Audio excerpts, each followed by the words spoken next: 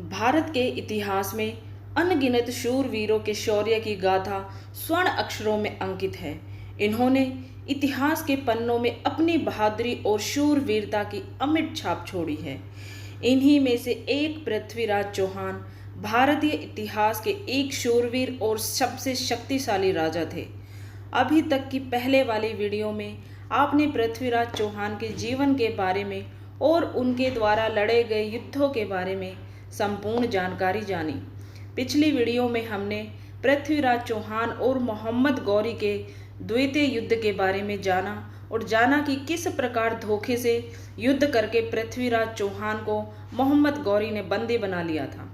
अब आगे जानते हैं कि धरती के वीर योद्धा पृथ्वीराज चौहान की मृत्यु तथ्यों के आधार पर कैसे हुई थी। पृथ्वीराज चौहान की मृत्यु कैसे हुई, इसको लेकर कई मतांतर देखने को मिलते हैं। बहुत सारे इतिहासकारों के अलग अलग मत हैं।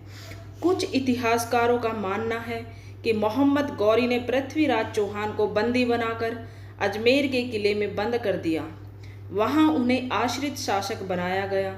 लेकिन कुछ दिनों के बाद जब पृथ्वीराज चौहान ने विद्रोह कर दिया, तब गौरी ने पृथ्वीराज चौहान की हत्या करवा दी। इस प्रकार पृथ्वीराज चौहान की मृत्यु हुई थी। लेकिन कुछ देर के लिए यह मान भी लिया जाए तो फिर गजनी में कथित पृथ्वीराज चौहान की समाधि कहाँ से आई? धरती का वीर योद्धा पृथ्वीराज चौहान की मृत्यु कैसे हुई, इसका सबसे सटीक स्रोत प्रसिद्ध ग्रंथ पृथ्वीराज रासो को माना जा सकता है। पृथ्वीराज रासो के अनुसार पृथ्वीराज चौहान की मृत्यु गजनी में हुई थी। तराइन के द्वितीय युद्ध में जब राजा जयचंद्र ने मोहम्मद गौरी का साथ दिया, पृथ्वीराज चौहान ने दूसरे राजपूत राजाओं से मदद मांगी, लेकिन कोई भी राजा मदद के लिए आगे नहीं आया। पृथ्वीराज रासो के अनुसार उन्हें बंदी बनाकर मोहम्मद गौरी अपने देश गजनी ले गया था। उसने पृथ्वीराज चौहान को बहुत सारी शारीरिक यातनाएं दी। उसने पृथ्वीराज चौहान को मुस्लिम बनाने के लिए भी प्रताड़ित किया। इतनी यातनाएं सहने के बाद भी वीर योद्धा पृथ्वीराज चौहान मोहम्मद गौरी के सामने झुका नहीं। दुश्मन के दरबार में भी उनके माथे पर किसी तरीके की शिकन नहीं थी। इसके बाद भी वह अमानवीय कृत्यों को अंजाम देने वाले मोहम्मद गौरी की आंखों में आंखें डालकर पूरे आत्मविश्वास के साथ देखते रहे। इसके बाद मोहम्मद गौरी ने उन्हें आंखें नीची करने का आदेश दिया, लेकिन इस पृथ्वीराज चौहान पर इसका तनिक भी प्रभाव नहीं पड़ा। इससे क्रोधित होकर मोहम्मद गौरी ने पृथ्वीराज चौहान की आंखों में गर्म सरिया डालकर दोनों आंखों से अंधा कर दिया था। पृथ्वीराज रासो के रचयिता चंद्रवरदाई पृथ्वीराज को अपना स्वामी और मित्र समझते थे। उनको जब ये समाचार मालूम हुआ तो बहुत दुखित हुए और विपत्ति की अवस्था में वे स्वयं भी पृथ्वीराज चौहान को बचाने के लिए गजनी पहुंचे। वहां पृथ्वीराज चौहान की स्थिति देखकर चंद्रवरदाई अत्यंत ही दुखी हुए। परंतु सच है, वीर मनुष्य आपत्तियों से घबराते नहीं, वरन विवेक और शक्ति से काम लेकर उस पर विजय प्राप्त करते हैं। पृथ्वीराज चौहान बचपन से ही शब्दभेदी बाण चलाने में बड़े ही चतुर थे। चंद्रवरदाई ने अंतिम समय में इस कला से लाभ उठाने की तरकीब सूझी। उन्होंने अपने वाक चातुर्य से मोहम्मद गौरी को अपनी ओर आकर्षित कर लिया और दरबार में अच्छा स्थान भी प्राप्त कर लिया। उन्होंने मोहम्मद गौरी से कहा कि पृथ्वीराज चौहान शब्दभेदी बाण चलाने में बड़े चतुर हैं। यदि आज्ञा हो तो उनसे अपनी कला का प्रदर्शन करने के लिए निवेदन करूं। मोहम्मद गौरी को भी इस कला को देखने की उत्सुकता पैदा हुई। उन्होंने इसके लिए आज्ञा भी दे दी। कवि चंद्रवरदाई मन ही मन बहुत प्रसन्न हुआ, क्योंकि मोहम्मद गौरी से बदला लेने का सुअवसर आसानी से प्राप्त हो गया। कवि चंद्रवरदाई पृथ्वीराज चौहान के पास आए और सारी बातें समझाई तथा अवसर को नहीं चूकने का आग्रह भी किया। पृथ्वीराज चौहान इस योजना से सहमत हो गए। यथा समय राज दरबार में सब लोग प्रदर्शन देखने हेतु उपस्थित हुए। पृथ्वीराज चौहान को एक धनुष बाण दे दिया गया। जब सब तैयारियां हो गई तो चंद्रवरदाई कवि ने निम्न कविता पढ़ी।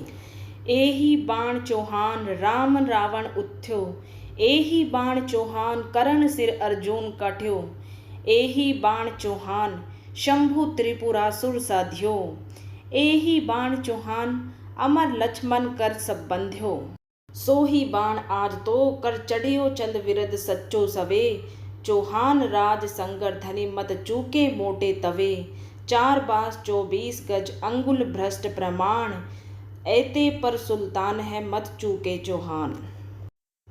इस कविता के माध्यम से चंद्रवरदाई ने अपने मित्र पृथ्वीराज चौहान को यह संकेत दे दिया कि मोहम्मद गौरी कितनी ऊंचाई पर बैठा हुआ है।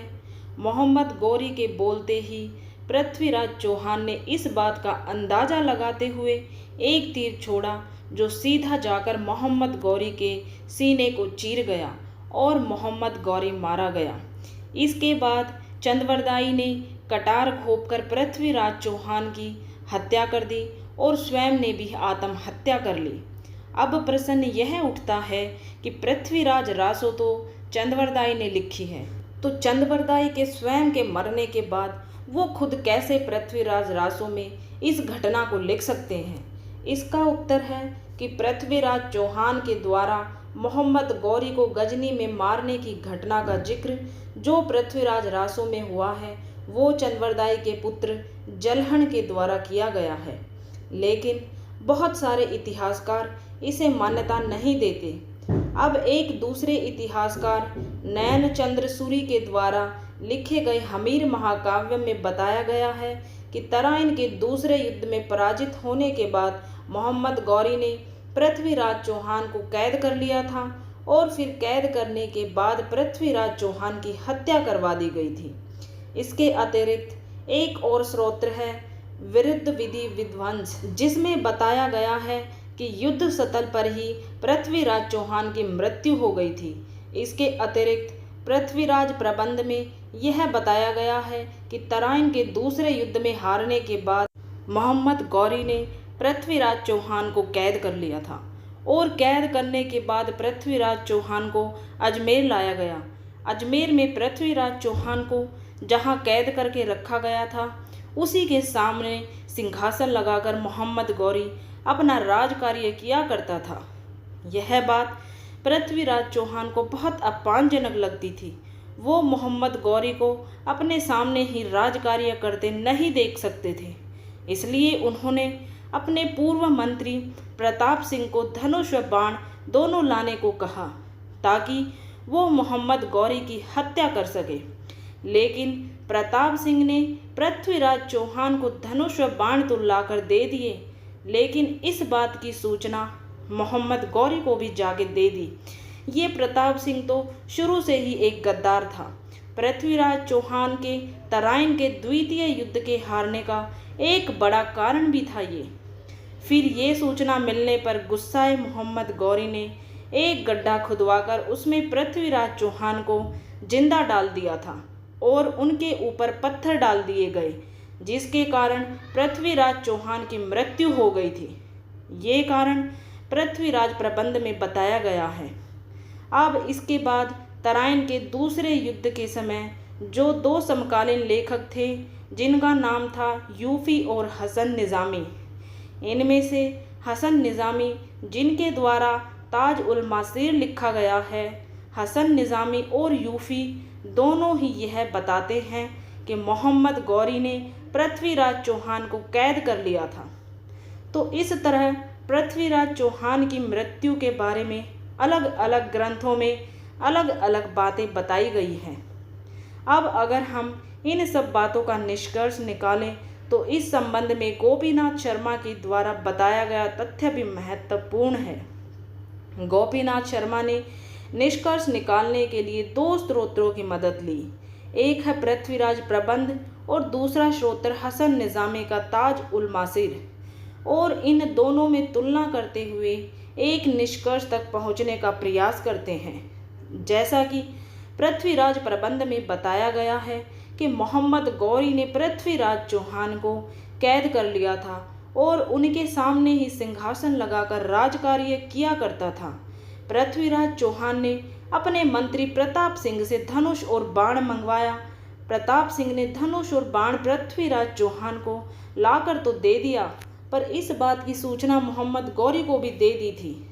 तो बाद में मोहम्मद गौरी ने पृथ्वीराज चौहान को गड्ढे में डलवाकर मार दिया।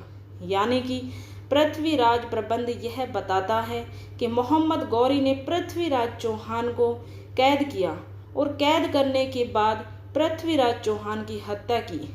और हसन निज़ामी का ताज उल हिंद भी यही कहता है कि मोहम्मद गौरी ने पृथ्वीराज चौहान को पहले कैद किया और कैद करने के बाद ही उनकी हत्या की।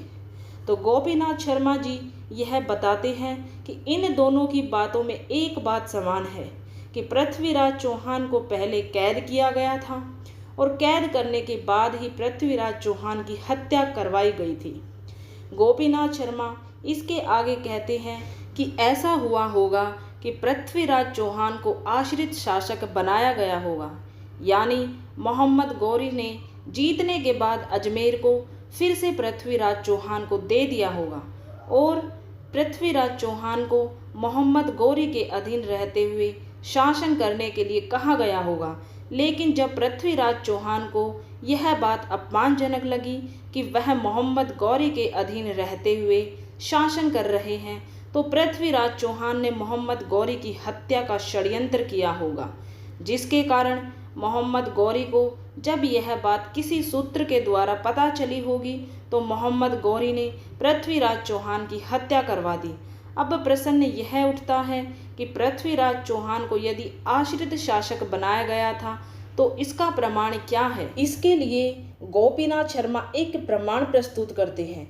गोपीनाथ शर्मा यह कहते हैं कि मोहम्मद गौरी के समय अजमेर में चलाए गए सिक्के मिलते हैं। उन सिक्कों में एक और तो पृथ्वीराज चौहान का नाम अंकित है और एक और मोहम्मद शाम का नाम अंकित है, यानी कि एक ही सिक्के पर दोनों का नाम अंकित है। इसके अलावा गोपीनाथ शर्मा यह तर्क भी देते हैं कि बाद में हम यह जानते हैं कि मोहम्मद गौरी ने पृथ्वीराज चौहान के पुत्र गोविंदराज को आश्रित शासक बनाया था। तो इस प्रकार पृथ्वीराज चौहान की मृत्यु कैसे हुई, इसको लेकर अलग अलग इतिहासकारों के अलग अलग मत हैं। इतिहास की किसी भी पुस्तक में इसका कोई सीधा जवाब नहीं मिलता। बहुत शोध के करने के बाद सभी तरीकों से मैंने ये जानकारी आप तक पहुंचाने की कोशिश की है। अगर आपको ये जानकारी पसंद आई है तो वीडियो को लाइक और शेयर ज़रूर करें और कमेंट में हर हर महादेव ज़रूर लिखें। वीडियो देखने के लिए आप सभी का दिल से धन्यवाद।